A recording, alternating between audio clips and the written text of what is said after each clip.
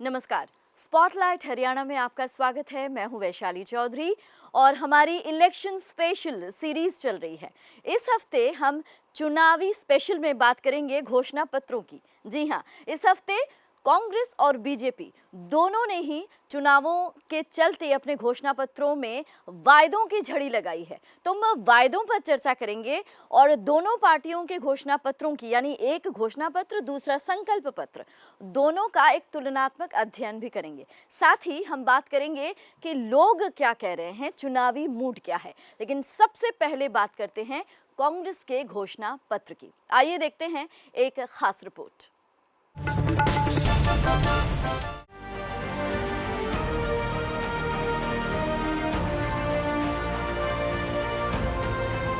कांग्रेस और बीजेपी दोनों ने चुनावों के लिए अपने अपने घोषणा पत्र जारी कर दिए हैं।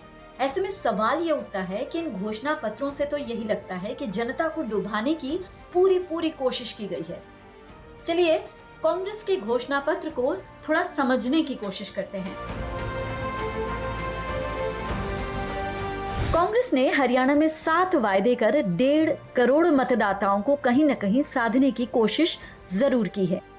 लेकिन साथ में ये भी तय है कि अगर कांग्रेस सत्ता में आती है तो इन्हीं वायदों को पूरा करने के लिए खजाने पर भी अच्छा खासा बोझ पड़ेगा।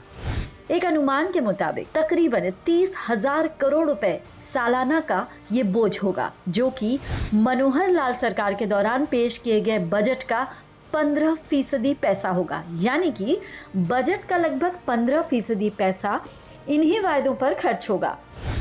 हरियाणा कांग्रेस ने महिलाओं पर फोकस किया है। पहले वादे के तहत हरियाणा में 18 से 60 साल तक की महिलाओं को हर महीने 2,000 रुपए दिए जाएंगे।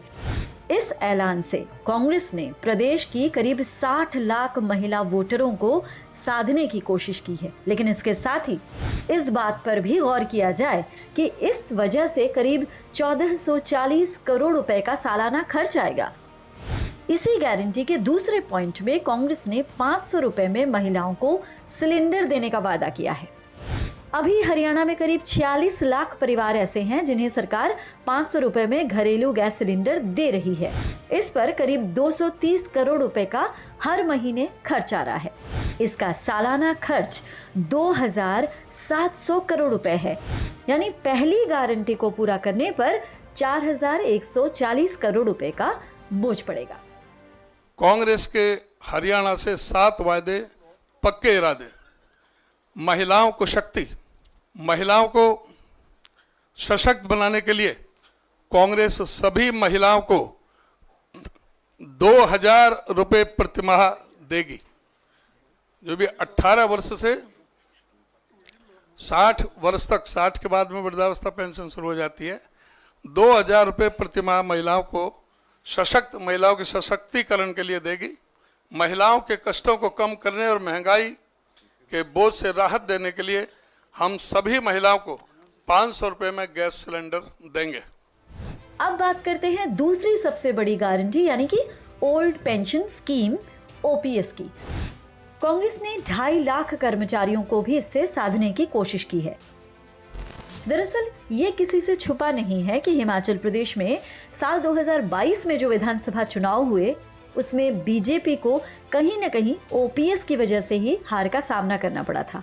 ऐसे में कांग्रेस चाहती है कि ये मुद्दा हरियाणा के चुनाव में भी खूब जोर पकड़े। सरकारी कर्मचारियों के सेवानिवृत्त होने के बाद की जिंदगी को आसान बनाने के लिए पुरानी पेंशन योजना को बहाल किया जाएगा। हरियाणा में कांग्रेस ने 300 यूनिट फ्री बिजली का भी दांव चला है। यानी उनके जो वायदे हैं उसमें तीसरा जो है वो फ्री बिजली है। प्रदेश में करीब 45 लाख घरेलू बिजली कनेक्शन हैं। अभी बिजली का करंट टैरिफ 2500 करोड़ रुपए सालाना है। इसके अलावा हर साल 4% की करंट टैरिफ पर बढ़ोतरी भी होती है। महंगाई और बढ़ते बिजली के दामों से राहत देने के लिए हर घर 300 यूनिट मुफ्त बिजली दी जाएगी। राजस्थान की पूर्व अशोक गहलोत सरकार की तर्ज पर हरियाणा में भी कांग्रेस ने अपने घोषणा पत्र में चिरंजीवी योजना लागू करने का वादा किया है। इस योजना के तहत लोगों का 25 लाख रुपए तक का फ्री में इलाज किया जाएगा। राजस्थान सरकार की जो माननीय अशोक गहलोत जी की योजना थी चिरंजीवी योजना, उसी के अनुसार, उसी के अनुरूप कांग्रेस 25 लाख रुपए तक का मुफ्त इलाज प्रदान करेगी। प्रदेश में बेरोजगारी मुद्दा भी चर्चा में है। कांग्रेस ने इसे भी अपने घोषणा पत्र में शामिल किया है और युवाओं को साधने के लिए 2 लाख पक्की नौकरी देने का वायदा किया है। युवाओं को बेहतर भविष्य प्रदान करने और बेरोजगारी को समाप्त करने के लिए हम 2 लाख खाली सरकारी पदों को जल्द से जल्द भरेंगे। प्रदेश में करीब 80% आबादी किसानी से जुड़ी हुई है। 2020-21 में 3 कृषि कानूनों के खिलाफ किसानों ने आंदोलन किया। इन कानूनों को फिर निरस्त किया गया। इस दौरान केंद्र की सरकार ने किसानों से वायदा किया कि वो एमएसपी पर कानूनी गारंटी को लेकर कानून बनाएंगे। इसको लेकर एक कमेटी भी बनाई गई थी, लेकिन अभी तक कमेटी इस पर कोई फैसला नहीं दे पाई है। ऐसे में कहीं न कहीं किसानों में असंतोष भी जरूर देखा जा रहा है और इसी असंतोष को कांग्रेस ने भुनाने की कोशिश की है और अपने 7 वायदे जो हैं उसमें एमएसपी को कानूनी गारंटी के दायरे में लाकर बड़ा दांव खेला है। कांग्रेस किसानों के लिए एमएसपी की कानूनी गारंटी सुनिश्चित करेगी। देश के अन्नदाताओं को तत्काल फसल मुआवजा प्रदान किया जाएगा ताकि वे सम्मानजनक जीवन जी सकें। कांग्रेस ने अपनी 7वीं गारंटी में जातिगत सर्वे का वादा किया है। हालांकि राहुल गांधी इस बारे में लगातार तमाम प्रेस कॉन्फ्रेंस या तमाम मीडिया से जो बातचीत होती है उसमें वो जातिगत सर्वे को समर्थन देते हुए दिखते हैं और यही जो समर्थन है वो 7 गारंटी में भी शामिल किया गया है। लोकसभा चुनाव में भी हालांकि कांग्रेस ने इसे शामिल किया था। कांग्रेस शिक्षा और नौकरियों में आर्थिक रूप से जो कमजोर वर्ग है यानी EWS कैटेगरी, उनको मिलने वाले 10% आरक्षण को बिना किसी भेदभाव के सभी जाति और समुदाय के लोगों के लिए लागू कराने का वादा कर रही है। इसकी सबसे बड़ी वजह जो दिखाई देती है वो ये है कि हरियाणा में करीब 21% वोटर जो हैं वो दलित समुदाय से ताल्लुक रखते हैं। इसी गारंटी में कांग्रेस ने क्रीमी लेयर की लिमिट 10 लाख रुपए करने की बात भी शामिल की है। आरक्षण का लाभ वंचित वर्ग के लोगों को मिले, इसके लिए क्रीमी लेयर का प्रावधान कांग्रेस ने किया है। हरियाणा में इसकी आबादी करीब 16% है। कांग्रेस की सरकार में 8 लाख थी क्रीमी लेयर, वो इन्होंने 6 लाख कर दी, जिससे बहुत से वंचित रह गए एडमिशन में भी और सर्विसेज में भी। HKRN के माध्यम से पिछड़ी जातियों को दबाने और उनको अधिकारों से वंचित रखने के लिए आरक्षण को खत्म किया गया। HKRN में कोई आरक्षण नहीं है, कोई भी मेरिट नहीं है। ये कहते हैं 1.25 लाख से ज़्यादा लगा दिए, लेकिन उसमें पूरी तरह से एक संविधान के विरोध में और इस तरह की बातें हुई हैं। संसाधनों का बेहतर वितरण सुनिश्चित करने और पिछड़ी जातियों को उनका उचित हिस्सा मिले, यह सुनिश्चित करने के लिए जाति सर्वे कराया जाएगा। क्रीमी लेयर की सीमा को 6 लाख से बढ़ाकर 10 लाख रुपए किया जाएगा। तो अगर हम कांग्रेस की 7 वायदे या 7 गारंटियों की अगर हम एनालिसिस करें तो ये कहीं ना कहीं नजर आता है कि हरियाणा की जनता के हर वर्ग, हर समुदाय को साधने की कोशिश इन 7 गारंटियों में की गई है। Bureau input, PTC news, Haryana. Congress के घोषणा पत्र की बातें तो हमने कर ली, अब क्यों ना एक निगाह जो है वो बीजेपी के संकल्प पत्र पर भी डाल लिया जाए और इसके साथ ही ये भी देख लिया जाए कि कांग्रेस के घोषणा पत्र और बीजेपी के संकल्प पत्र के बीच ऐसी कौन सी चीजें हैं जो दोनों में हैं। क्यों भूपेंद्र हुड्डा कह रहे हैं कि ये तो कांग्रेस के घोषणा पत्र की कॉपी है। एक तुलनात्मक अध्ययन इसीलिए दोनों की बेहद जरूरी हो जाती है। तो आइए देखते हैं दोनों वायदों में जनता के लिए क्या है और इन सब के बीच प्रदेश का जो बजट है क्या वो इन वायदों की वजह से गड़बड़ाने वाला है। एक नजर।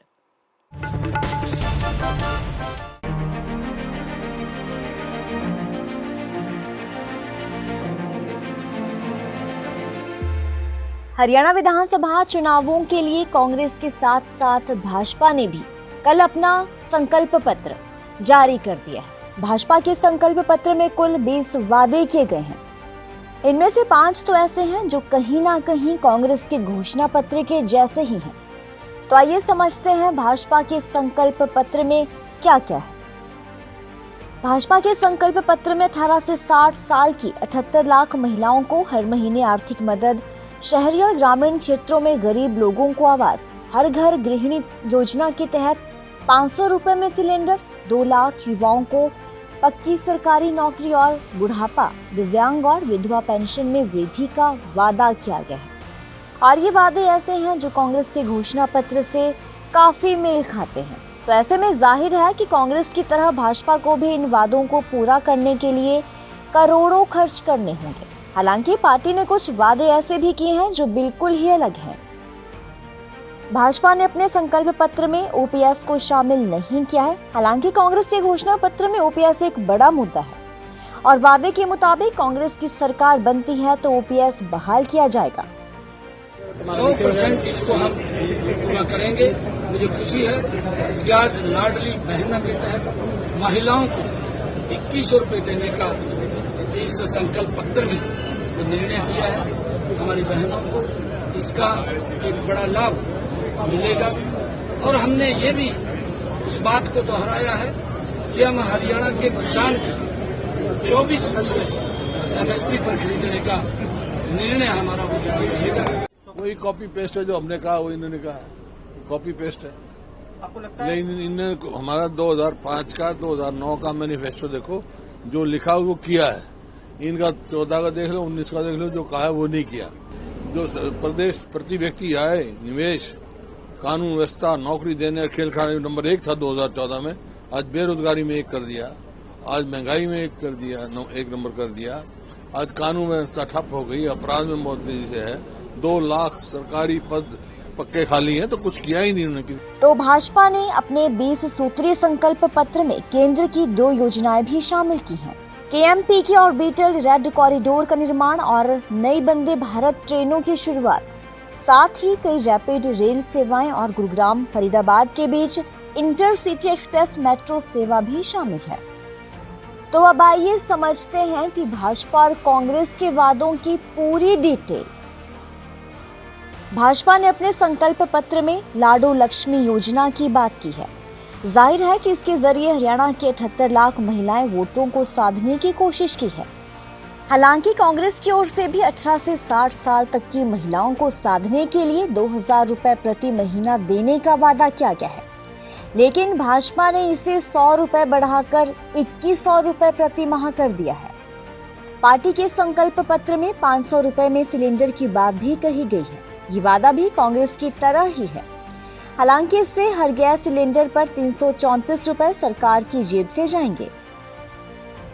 संकल्प पत्र में भाजपा ने ये कहा है कि वो डीए और पेंशनों को जोड़ने वाले वैज्ञानिक फॉर्मूलों के आधार पर ही पेंशनों पर फैसला लेगी, यानी इस पर सस्पेंस बरकरार है, जबकि कांग्रेस का पेंशनों पर साफ ऐलान है। भाजपा ने संकल्प पत्र में 5 लाख गरीबों को आवास देने का संकल्प लिया है। इस योजना से सूबे के खजाने पर करीब 1400 करोड़ रुपए का खर्च आएगा। तो वहीं कांग्रेस ने गरीबों को 100 वर्ग का प्लॉट और 2 कमरों का घर देने का वादा किया है। कांग्रेस की तरह भाजपा ने भी 2 लाख युवाओं को पक्की नौकरी देने का वादा किया है। इससे 900 करोड़ का खर्च आएगा। आयुष्मान चिरायु कार्ड की सीमा 5 लाख से बढ़ाकर 10 लाख कर दी गई है। इससे भी खर्च बढ़ेगा। फिलहाल प्रदेश में 1 करोड़ से ज्यादा लोगों के पास आयुष्मान चिरायु कार्ड है। लोकसभा चुनावों में दलित वोट बैंक से दूर हुई भाजपा ने इस बार अपने संकल्प पत्र में इस वर्ग पर खासा फोकस किया है। इस 21% वोट बैंक को साधने के लिए भारत के किसी भी सरकारी कॉलेज से मेडिकल और इंजीनियरिंग की पढ़ाई करने वाले अन्य पिछड़ा वर्ग और अनुसूचित जातियों के हरियाणा के छात्रों को पूर्ण छात्रवृत्ति देने का फैसला किया है। वहीं सभी ओबीसी वर्ग के उद्यमियों की मुद्रा योजना के अतिरिक्त 25 लाख रुपए तक के ऋण की गारंटी हरियाणा राज्य सरकार उठाएगी। इसके जरिए ओबीसी और एससी को साधने की कोशिश की है। भाजपा ने अपने संकल्प पत्र में 24 फसलों की एमएसपी पर खरीद किए जाने का वादा किया है। हालांकि इसका ऐलान मुख्यमंत्री नायब सैनी पहले ही कर चुके हैं। इसके अलावा भाजपा ने किसानों के लिए ये भी संकल्प लिया है कि वो पट्टेदारों को भूमि पर मालिकाना हक दिलवाएंगे। छोटे पिछड़े समाज की जातियां यानी कि 36 बिरादरियों को भी साधने की कोशिश की है। भाजपा ने अपने संकल्प पत्र में पर्याप्त बजट के साथ अलग अलग कल्याण बोर्ड बनाने का वादा भी किया है। पीटीसी न्यूज़ पहुंचा जींद के तमाम इलाकों में जाकर हमने जनता के साथ बात की और उनसे जानने की कोशिश की कि नेता तो बहुत कुछ कह रहे हैं, लेकिन उनके मन में क्या है, वो क्या चाहते हैं, उनकी क्या मांगे हैं। देखिए जनता क्या कह रही है। आपके इलाके में जो बड़े मुद्दे हैं वो क्या है? हमारे मुद्दे हैं जी, एक तो बेरोजगारी का है जी, सबसे बड़ी बात। दूसरा महंगाई का बहुत ज़्यादा है जी, महंगाई ने जमा कमर तोड़ दी है यहाँ से। अच्छा, फिर आपने सड़कों का हाल देखे होगा जी, यहाँ की सड़क बिल्कुल ख़त्म है जी शहर की।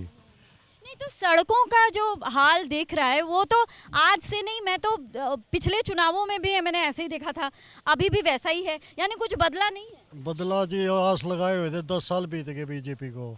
आस लगा रहे थे भाई अब काम ठीक होगा, कुछ होया भी है ठीक, बाकी हालात पूरे संपूर्ण नहीं हुए हैं, हालत जो के त्यों हैं। 50% ठीक काम हुआ जी, 50% रह चुका है। अच्छा, हाँ क्या जी, क्या काम हुआ है ये बताइए। ये जो बाईपास बन गया चोर दे वो, बस स्टैंड वहाँ पे गया, विकास होया जी, थोड़ा बहुत 50% हुआ, 50% बाकी है अभी होना। आप क्या कहना चाहेंगे? आप ये बोलता हूँ जी, मैं भाजपा है जो कर महावीर गुप्ता जी हैं, जो कर जो प्रत्याशी हैं। हाँ जी, इनकी कांटे की टक्कर है। जो कर आम जनता पब्लिक गांव के भी कांग्रेस कांग्रेस कांग्रेस पार्टी, अच्छा ये चर्चा चल रही है जी हर गांव के। अच्छा, हाँ जी, ऐसा क्यों है? ऐसे क्यों जी, इसको बीजेपी को बदलना चाहता है, क्यों बदलना? क्या पता जी। क्या काम हुआ है? काम हुए हैं जी, हाँ। बीजेपी में काम हुए हैं, काम हुए हैं।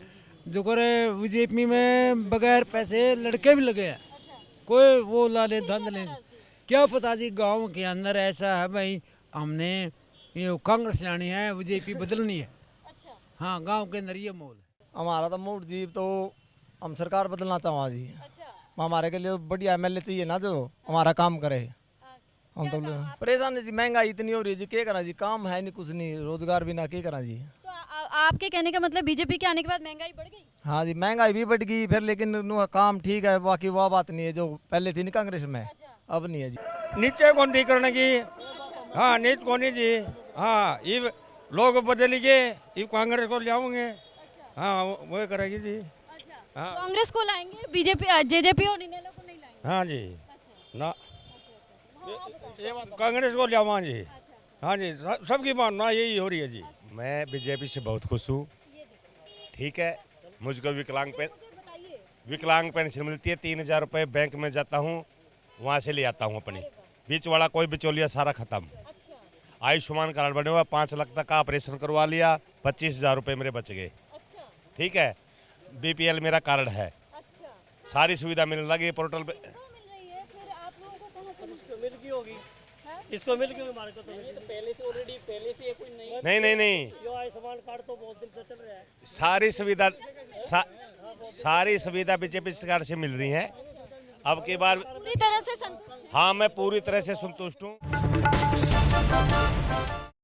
तो ये था हरियाणा का इलेक्शन स्पेशल सीरीज का एक और भाग स्पॉटलाइट हरियाणा में। अगले हफ्ते भी यूं ही ग्राउंड रिपोर्ट के साथ तमाम चुनावी बातें यूं ही जारी रहेंगी। बने रहिए हमारे साथ। नमस्कार।